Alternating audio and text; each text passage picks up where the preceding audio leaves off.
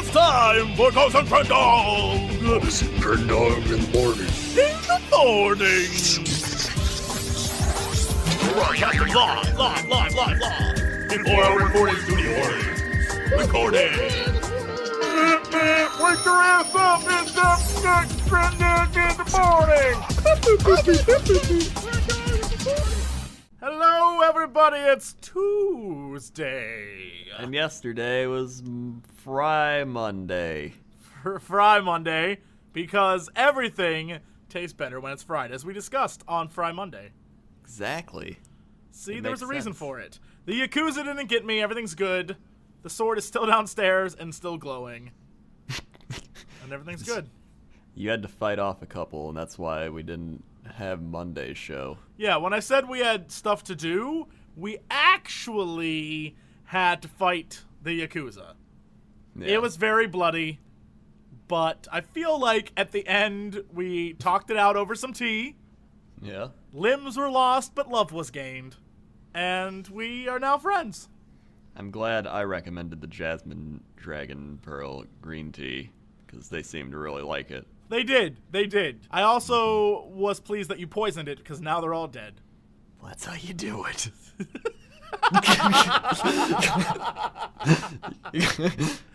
We start our shows creepily. Listen, they invaded our territory. That's true. That's all true. Anything I've learned, all I need to know about territory from watching Breaking Bad. Exactly. Everything I need to know, I learned from that show. Everything. Yep, everything. So I'm good to go. Now we just need something to sell. I don't know. Humor. That we lack that. We have a very small quantity of that. Okay, what if we sold... That is a very scarce resource. It is. It's a very scarce resource. What if we sold something that everybody needs, but nobody realizes? Like, all they did was bottle water, and they got a fortune. Oh, that's true. Okay, what do people need? Food, water, Air. shelter. Air. Air. What if we sell air? They already sell, like, air for your tires. We'll sell people air. They do have those, like, oxygen bars. Have you ever seen those? Yeah. Those weird me out. I don't understand them, especially when they're, like, flavored oxygen. I know. How do you flavor oxygen? Seems like they just use chemicals. That's what I'm thinking. It's probably like if you get your car cleaned on the inside professionally, they always are like, hey, you want us to spray some, like, new car scent? And you're like, maybe? And they're like, it's like, there you go. New car scent, that smell when you get a new car, is the same thing when you get, like, a new t-shirt, like a brand new, fresh printed t-shirt, or you get a book and you open it for the first time, or any kind of, like, plastic packaging and you open it for the first time. That's chemicals. That's not good for you, smell. That's like your brain is melting. That is, your brain is melting orange. That's what it's called. Your brain is melting orange.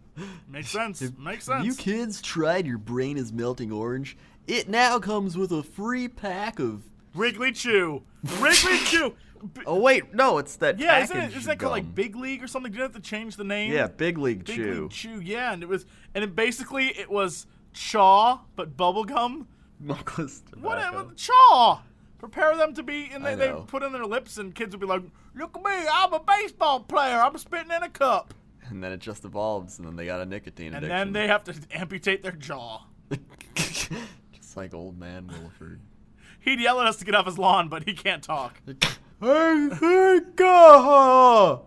I like how we're making fun of something horrible. Just horrible. I wouldn't wish that on anyone. We got off to a good start We today. are off to good. So, how was your weekend? What did you do anything exciting this weekend? I think I watched Pawn Stars. And didn't do that That much. is really sad. It was really cold.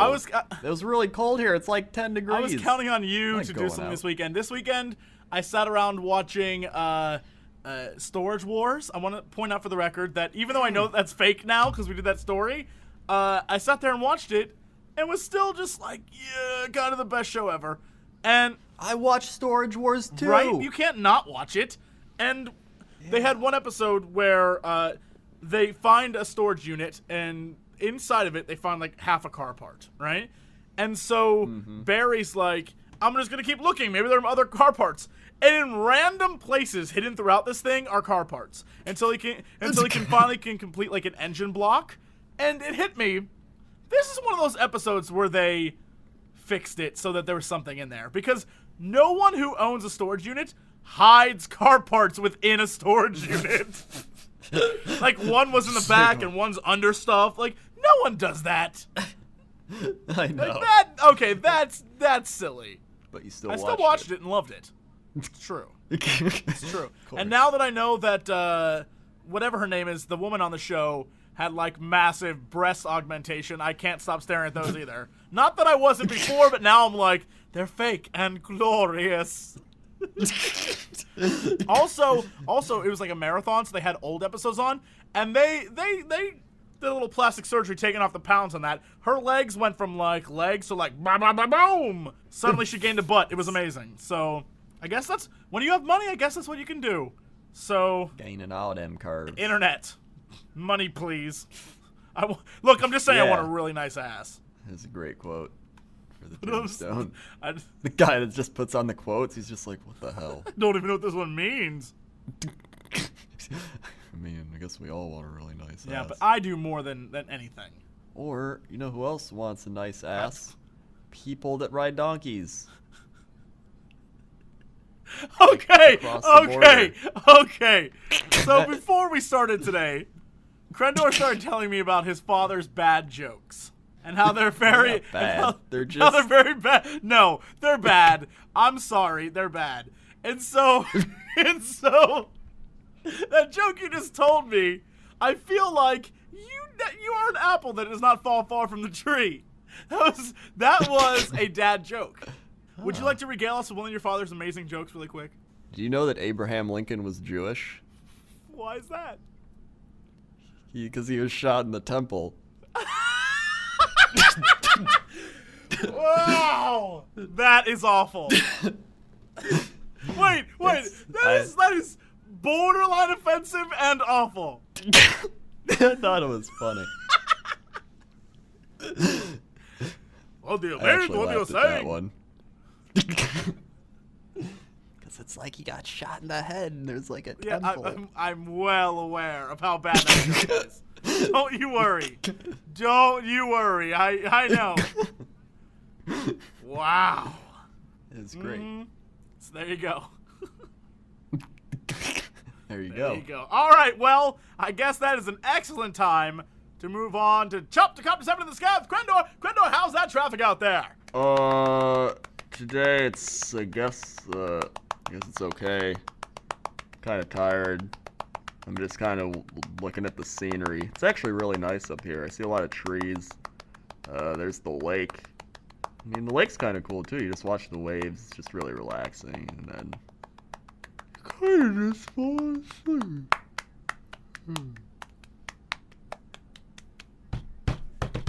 That was your plane crashing. Plane, helicopter, whatever. Look.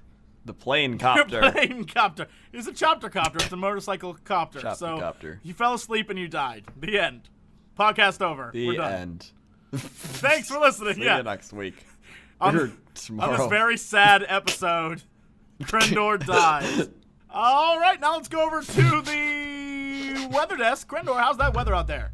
Weather today's pretty good. We're gonna go down to Rardon, Ohio. Rardon? Rardon. Okay, Rardon, Ohio. I don't even know Home what that of is. the Wildcats. I'm gonna. There's Wildcats everywhere. I can't go wrong with that one. Wildcats. Go Rardon Wildcats. Well, it's 14 degrees today, 9-mile visibility, 48% humidity, and the pressure is 30.2 inches. I don't know what that means. I don't either. Let's take a look at some tweets. It's the fun part. Lauren Chansey says, "Please snow really hard so I don't have to get up tomorrow." She's wishing for death? Is that what that is? I don't Please know. snow and cave in on me. I do not wish to awake. All right then, crazy. Paige Davis says, "I miss having snow days and staying up late and walking in the snow with my old friends. # memories." Hashtag I'm now alone. Yeah, take that, Paige Davis. I don't even know how I said that. Addie Gray says it's too cold outside for angels to fly.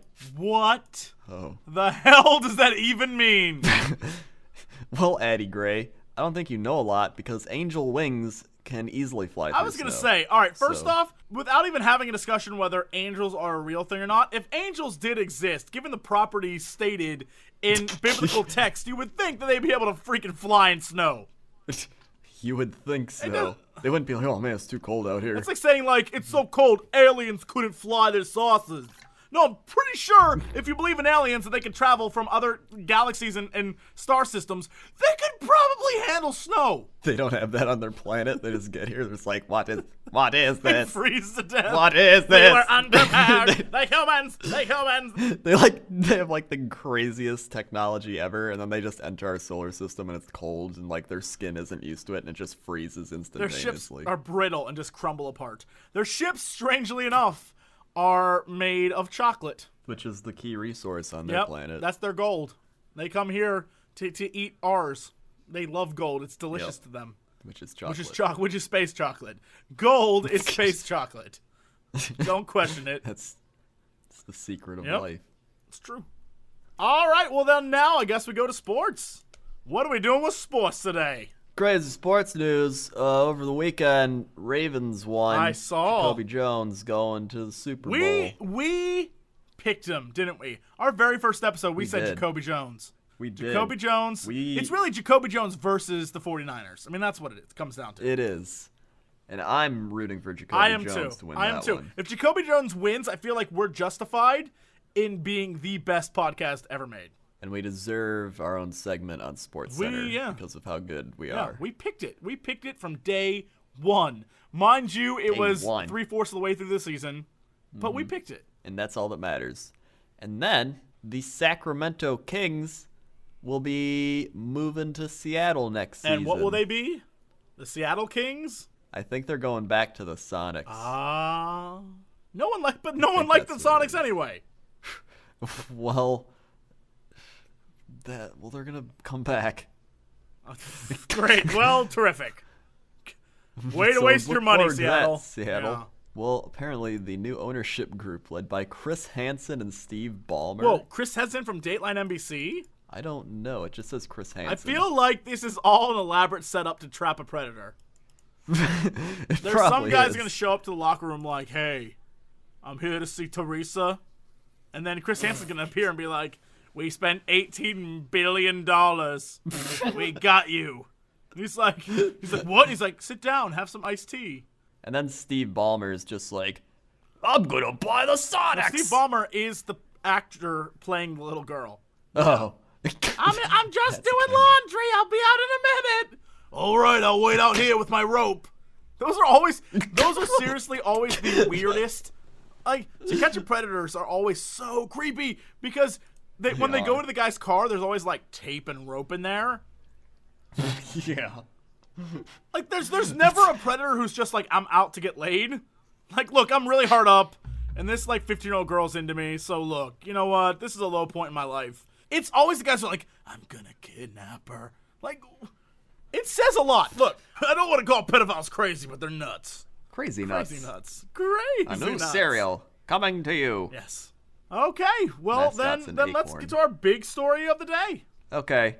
Big story of the day is why do people like cute things? I don't know. Exactly. Ever reacted to the sight of a cute puppy or infant by squealing, I want to eat you up? Or maybe you can't help but want to pinch your grandbaby's adorable cheeks. You're not alone. New research finds that seemingly strange aggressive responses to cuteness are actually the norm. In fact, people not only verbalize these aggressive desires with phrases like, I just want to squeeze something, they also really do act them out. In the study presented Friday here at the annual meeting of the Society for Personality and Social Psychology, researchers found that people watching a slideshow of adorable pictures popped more bubbles on a sheet of bubble wrap than did people viewing funny or neutral pictures. What? What kind of test is that? How do you quantify any of that? Like, so they just they gave them bubble wrap and said, if you see something cute, pop it? Or did they just give them bubble wrap and let them pop it? And whenever, They probably just like walked in and then they're like, here's some bubble wrap. And they're like, whoa. Really, all that says is that people who like cute stuff are just really easily entertained. It really doesn't tell you anything about this study. If you like cute stuff, it means you just like to like poke crap and make it pop. Like, oh, it pops! Yay! They probably weren't even looking at the pictures. They're just like, bubble wrap! I guess, I don't... So what? This is... the more bubble wrap they pop, the... I don't understand what this study means.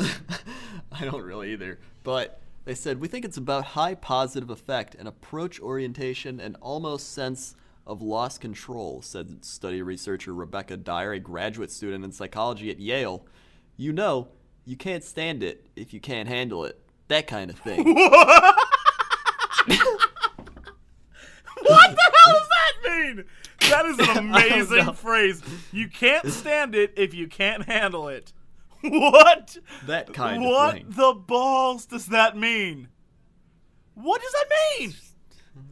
Hold on. We have to figure this out.